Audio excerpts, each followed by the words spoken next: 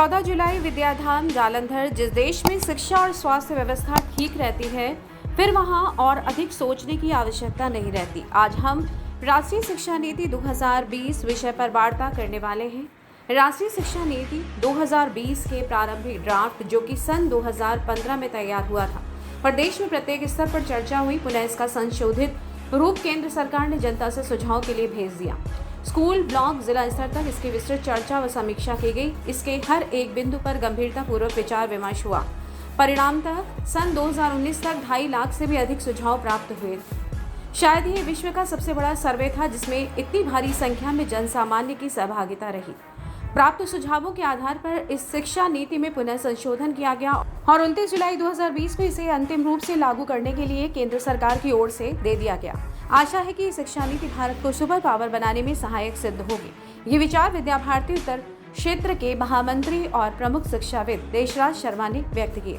उल्लेखनीय है कि 14 जुलाई को सर्वहितकारी शिक्षा समिति पंजाब के मुख्यालय विद्याधाम में एक प्रेस वार्ता का आयोजन किया गया था, जिसमें देशराज शर्मा वार्ताकार के रूप में उपस्थित थे। प्रेस वार्ता का आरंभ मां सरस्वती के समक्ष देशराज शर्मा, विजय नड्डा, विजय ठाकुर और दैनिक जागरण के senior chief reporter Manoj Tripathi द्वारा दीप प्रज्वलन करके किया गया। इसके बाद विद्या भारती पंजाब के वित्त सचिव विजय ठाकुर ने आए हुए गणमान्य पत्रकारों का स्वागत किया और मंच पर उपस्थित विद्या भारती के अधिकारियों का परिचय करवाया। देशराज शर्मा ने राष्ट्रीय शिक्षा नीति 2020 पर पत्रकारों के प्रश्नों के उत्तर देते हुए कहा कि शिक्षा नीति 34 वर्षों बाद आई है। कोई भी नीति या कोई भी योजना बिना कार्य व्यवहार में लाए व्यर्थ होती है। अतः ये हम सबका और मीडिया का तो विशेष रूप से दायित्व है कि इसको जन जन तक पहुंचाकर व्यावहारिक स्वरूप प्रदान किया जाए।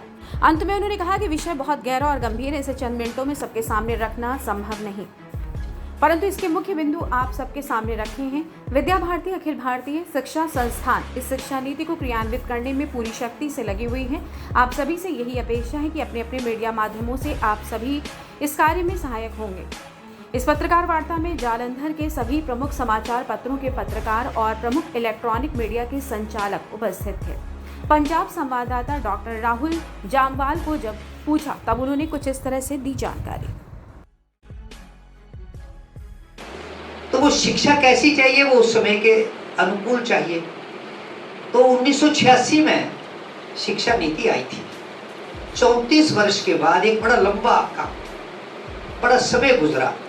हो सकता है सरकार की क्या मजबूरी रही होगी कि इतनी जल्दी विचार नहीं कर पाए, क्योंकि 34 वर्षों के अंदर 2 जनरेशन निकल जाती है। तो एक जनरेशन के बाद तो सारा सिस्टम सोचने का बदल जाता है, तरीका बदल जाता है। तो तरीका बदलेगा तो वो बदले हुए तरीकों को शिक्षा के द्वारा ठीक करना होता है। ऐसे नागरिक चाहिए। तो इस दृष्टि से जब ये डॉक्यूमेंट बना तो अपने ध्यान में होना चाहिए, क्योंकि अभी भी बहुत सारी कुछ भ्रांतियां इसमें लोग उठाते, शायद अध्ययन पूरा नहीं कर पाते होंगे या फिर कहीं ना कहीं किसी न किसी कोने के अंदर उस तरीके की समझ का अभाव भी हो सकता है। मैं 2 बातें कहना चाहूँगा, फिर अगली बात रखता हूँ। 2015 में भारत सरकार ने TCS, एक डिप्टी सेक्रेटरी थे रिटायर्ड, अगर मैं ठीक ना बोलूँगा तो TCS सुब्रमण्यम थे, उनको एक ड्राफ्ट बनाने के लिए कहा गया 2015 में। उन्होंने क्या किया कि एक ड्राफ्ट तैयार किया, उस ड्राफ्ट को लोगों के बीच में ले गए कि ये चीज़ें, इस पर सुझाव दें, स्टेक होल्डर सुझाव दें, स्टूडेंट्स दें, टीचर्स दें, पेरेंट्स दें, समाजशास्त्री दें, लोक प्रतिनिधि दें, जनप्रतिनिधि दें, शिक्षाविद दें। अब शिक्षाविद का मतलब व्यापारी भी एक अच्छा शिक्षाविद, ऐसे सभी को एक पब्लिक डोमेन है। 2 वर्ष के अंदर उस पर लोगों की राय आई। 2017 में वो डॉक्यूमेंट तैयार होकर सबमिट हो गया, रिपोर्ट है वो। और जब वो रिपोर्ट तैयार हुई तो इसरो के चीफ, बहुत बड़े वैज्ञानिक अपने देश के, कस्तूरी रंगन जी, डॉक्टर कस्तूरी रंगन जी उसके चीफ, उनको उस कमेटी का चेयर बनाया कि सारी रिपोर्ट को स्टडी करो और एक इसका विजन तैयार करके दीजिए। कमेटी बनी, 2 वर्ष उस कमेटी पर काम हुआ।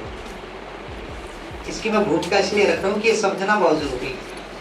2019 में गवर्नमेंट ऑफ इंडिया को MHRD को वो सबमिट रिपोर्ट फिर 2 वर्षों के बाद हुई। भारत सरकार ने उसको फिर पब्लिक डोमेन में डाल दिया। 2019 में खुला कर दिया प्रत्येक पॉलिटिशियन के लिए, प्रत्येक राजनीतिक दलों के लिए। इसमें जो जो आपको लगता है उसमें सुजेशन डाल दीजिए। ऐसे कुल मिलाकर 2.5 लाख से ज्यादा सुजेशन देश भर के हर कोने से आए। विद्याधाम जालंधर जो पंजाब विद्या भारती का केंद्र है, आज यहाँ एक प्रेस कॉन्फ्रेंस का आयोजन हुआ। इस आयोजन का जो महत्वपूर्ण पहलू था कि भारत सरकार का NEP 2020 डॉक्यूमेंट जो 29 जुलाई 2020 को उसके 2 वर्ष पूरे होने वाले हैं, और उन 2 वर्षों की पूर्ति पर वो डॉक्यूमेंट क्या है, उसके अंदर इम्प्लीमेंटेशन कैसी है, और उस इम्प्लीमेंटेशन के बाद भारत कैसा और पंजाब कैसा बन जाएगा, इन तीनों विषयों को मिलाकर यहाँ पर जो विषय हमने चर्चा की है, तो उसके अंदर 3-4 बातें निकल कर आई हैं जो सभी के लिए आवश्यक हैं। पहली बात है कि इस डॉक्यूमेंट के माध्यम से जो स्टेक होल्डर्स हैं उनको समझना उनको ज़रूरी है, और उसकी इम्प्लीमेंटेशन के लिए उनको अपनी पूरी तैयारी करनी है। और उस इम्प्लीमेंटेशन के लिए जितने एजुकेशनल इंस्टीट्यूशन हैं उनको अपना इंफ्रास्ट्रक्चर, अपने टीचर की ट्रेनिंग, उसके मॉड्यूल्स और उसकी पेडागोगी को तैयार करके इस नए संदर्भ में रखने की आवश्यकता है। ये दूसरा टीचर का हिस्सा है। तीसरा, इस एजुकेशन पॉलिसी के अंदर जो सबसे महत्वपूर्ण 3-4 बातें हैं, जिसमें एक्सपीरियंशियल लर्निंग की बात कही है, मल्टी डिसिप्लिनरी अप्रोच की कही है, इंटर डिसिप्लिनरी अप्रोच की बात कही है, कोडिंग की बात कही गई है, और स्किल एजुकेशन की बात कही गई है। ये कुछ ऐसी सोच है और जो भारत को एक सुपर पावर की ओर आगे ले जाएगी।